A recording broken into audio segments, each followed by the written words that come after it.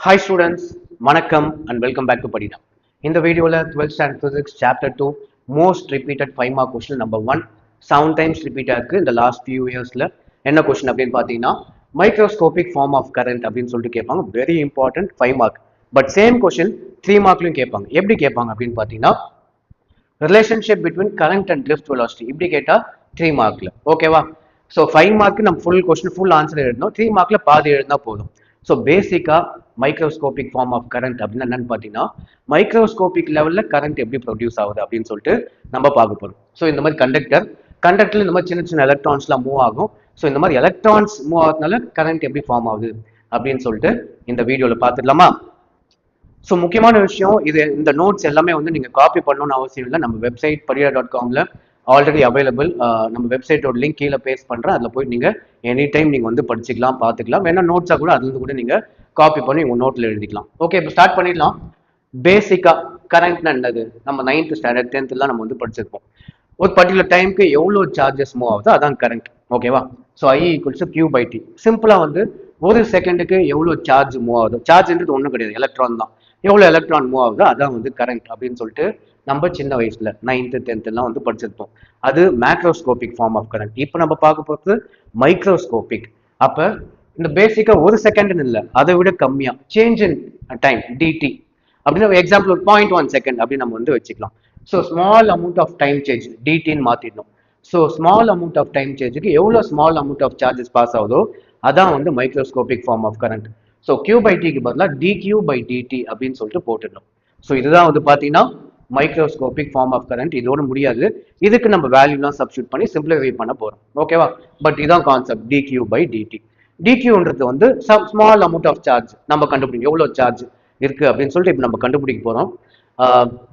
எப்படி கண்டுபிடிக்கலாம் அப்படின்னு பார்த்தீங்கன்னா இந்த dQ நம்ம கண்டுபிடிக்கணும் ஸோ dQ ஈக்குவல்ஸ் டு ஒரு எலக்ட்ரானோட சார்ஜ் இன்டூ எவ்வளோ எலக்ட்ரான் பாஸ் ஆக போதும் அந்த வால்யூம் இப்போ இந்த கண்டக்டர்ல இந்த சின்ன பிளேஸ்ல எவ்வளவு எலக்ட்ரான் இருக்கோ அது இன்டூ ஒரு எலக்ட்ரானோட சார்ஜ் பண்ணும் ஓகேவா ஸோ டிக்யூனா ஒரு எலக்ட்ரானோட charge into total number of electrons அந்த வால்யூம் எலிமெண்ட் இந்த இடத்துல எவ்வளவு எலக்ட்ரான்ஸ் இருக்கோ அதால மல்டிப்ளை பண்ணா நமக்கு டிக்யூ கண்டுபிடிச்சிடலாம் ஓகே சிம்பிள் சார்ஜ்ன்றது ஒன்றும் கிடையாது இ அப்படின்னு வச்சுக்கலாம் நம்ம இப்போ நம்ம கண்டுபிடிக்க வேண்டியது number of electrons in volume element இந்த இடத்துல எவ்வளோ எலக்ட்ரான்ஸ் இருக்கு அப்படின்னு சொல்லிட்டு நம்ம கண்டுபிடிக்கணும் அது எப்படி கண்டுபிடிக்கலாம் அப்படின்னு பார்த்தீங்கன்னா ஒரு சின்ன பிளேஸ் எடுத்துக்கலாம் அது யூனிட் வால்யூம் எவ்வளோ எலக்ட்ரான் இருக்கு அப்படின்னா நம்ம n அப்படின்னு வச்சுக்கலாம் ஓகேவா அப்போ இந்த n into full volume multiply பண்ணா டோட்டல் நம்பர் ஆஃப் எலக்ட்ரான்ஸ் நம்ம கண்டுபிடிச்சிடலாம் ஓகே அண்டர்ஸ்டாண்ட் ஆகுதா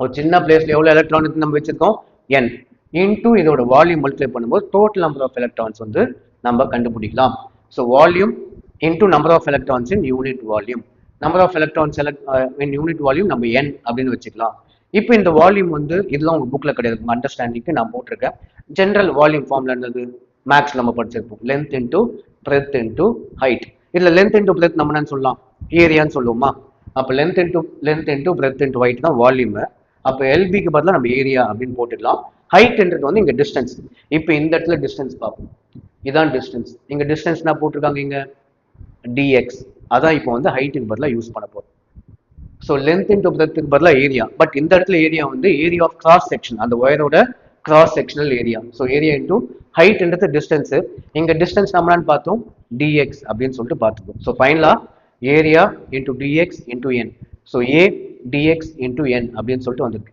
இப்போ நம்ம வந்து நெக்ஸ்ட் அந்த dx கண்டுபிடிக்க போறோம் ஸோ இந்த dx ஆக்சுவலா பார்த்தீங்கன்னா இந்த ஸ்டெப்புக்கு முன்னாடியே உங்க புக்ல வந்திருக்கும் இங்கே போட்டிருப்பாங்க dx ஈக்குவல்ஸ் டு vd dtன்னு சொல்லிட்டு நீங்க எடுத்தவொடனே இதை பார்த்துட்டு இங்க போனீங்கன்னா கன்ஃபியூஸ் ஆயிடுவீங்க இப்போ இது முடிச்சுட்டு இங்க வாங்க இப்போ dx என்னது டிஸ்டன்ஸ் பிசிக்ஸ்ல டிஸ்டன்ஸ் ஃபார்ம்ல என்னது ஸ்பீட் இன்டூ டைம் இப்போ இங்க டிஸ்டன்ஸ்ன்றது வந்து எலக்ட்ரான் எங்கிருந்து எங்க மூவ் ஆச்சு எலக்ட்ரான் எங்கிருந்து எங்க டிராவல் ஆச்சுன்றது தான் டிஸ்டன்ஸ் அதான் டிஸ்டன்ஸ் அப்போ ஸ்பீட் இன்டூ டைம் ஃபார்ம்ல யூஸ் பண்ணும்போது ஸ்பீடுக்கு பதிலாக எலக்ட்ரானோட வெலாசிட்டி ட்ரிஃப்ட் வெலாசிட்டி அப்படின்னு சொல்லுவாங்க ஸோ ஸ்பீட் இன்டூ டைம் ஸ்பீடுக்கு பதிலாக வெலாசிட்டி vd டைமுக்கு பதிலாக சேஞ்ச் இன் டைம் dt அப்போ dxன்றது டிஸ்டன்ஸ் ஃபார்ம்ல ஸ்பீட் இன்டூ டைம் இங்க ஸ்பீட் வந்து ட்ரிஃப்ட் வெலாசிட்டி டைம் வந்து சேஞ்ச் இன் டைம் dt அப்போ vd dt அப்படின்னு போடணும் ஸோ டிஸ்டன்ஸுக்கு பதிலாக vd dt dxக்கு பதிலாக போட்டிருக்குமா dxக்கு பதிலாக vd dt இப்போ இங்க என்ன கண்டுபிடிச்சிருக்கோம் total number of electrons in volume element. Next நம்ம எந்த ஃபார்முலாக்கு போனோம் திரும்ப இதே ஃபார்முலா போங்க. dq equals to charge into இது நம்ம இப்போ கண்டுபிடிச்சது இதுதான், அதோட வேல்யூ இது. அப்போ இந்த வேல்யூ கொண்டு வந்து இங்கே சப்ஸ்டியூட் பண்ணணும் நெக்ஸ்ட் ஸ்டெப்பில், அவ்வளோதான். ஓகேவா? ஸோ அப்போ dq ஈக்குவல்ஸ் டு மேலே அந்த charge into number of electrons போட்டிருக்கேன். சார்ஜுக்கு பதிலாக நம்ம என்ன போடலாம், இ அப்படின்னு வச்சுக்கலாம்னு சொல்லி நான் ஸ்டார்டிங்ல சொன்னேன். ஸோ இ இன்டூ இந்த வேல்யூ இதான் வந்து dq. இதை ஃபர்ஸ்ட் ஃபார்முலாவில் போய் சப்ஸ்டியூட் பண்ணுங்க. ஃபர்ஸ்ட் ஃபார்ம் என்னது, dq பை dt. dqக்கு பதிலாக இந்த வேல்யூ சப்ஸ்டியூட் பண்ணுங்க. கீழே dt போட்டுக்கோங்க. dt கேன்சல் ஆகிடும், மீதினாக்கு அதான் ஆன்சர். இதில் என்ன முன்னாடி போட்டுக்கோங்க, NEAVD. ஸோ 3 மார்க்ல கேட்டாங்கன்னா இதோட ஸ்டாப் பண்ணிக்கணும். Relationship between current and drift வெலாசிட்டின்னு கேட்டால் இதோட ஸ்டாப் பண்ணிக்கலாம். வெரி இம்பார்ட்டன்ட் கொஸ்டின், உங்க ஃபர்ஸ்ட் மிட் டேர்ம்க்குலாம் நீங்க எக்ஸ்பெக்ட் பண்ணலாம் இந்த கொஸ்டின். 5 மார்க் இன்னும் கொஞ்சம் எக்ஸ்ட்ரா நம்ம கண்டுபிடிக்கணும். கரண்ட் டென்சிட்டி நெக்ஸ்ட் கண்டுபிடிக்கணும். கரண்ட் டென்சிட்டி ஃபார்ம்ல வந்து கரண்ட் பை ஏரியா, ஒரு பர்டிகுலர் ஏரியாவில் எவ்வளோ கரண்ட் போகுது அப்படின்றதுக்கு அதெல்லாம் வந்து நம்ம கரண்ட் டென்சிட்டி அப்படின்னு சொல்லுவாங்க. ஸோ கரண்ட் வந்து I பை ஏ. ஐ வந்து நம்ம மேலே கண்டுபிடிச்சிருந்தோம், NEAVD பை ஏ. இப்போ என்ன ஆகும், ஏஏ கேன்சல் ஆகிடும், பேலன்ஸ் NEVD இவ்வளோதான். ஸோ NEVD இதோட SI யூனிட்ல எழுதுங்க, ampere per metre square, AM power -2 போட்டுக்கோங்க. நெக்ஸ்ட் இதுவே வந்து நம்ம வெக்டார் ஃபார்மேட்ல எழுதிக்கலாம். இதுக்கெல்லாம் வெக்டார் ஃபார்ம், ஜேக்கு வந்து வெக்டார் சிம்பிள் போட்டுக்கோங்க. இந்த வெக்டார் ஃபார்மேட் போட்டு ஜேக்கு வெக்டார் போட்டுக்கோங்க. ட்ரிஃப்ட் வெலாசிட்டிக்கு வெக்டார் சிம்பிள் வந்து போட்டுக்கோங்க. So NEVD vector.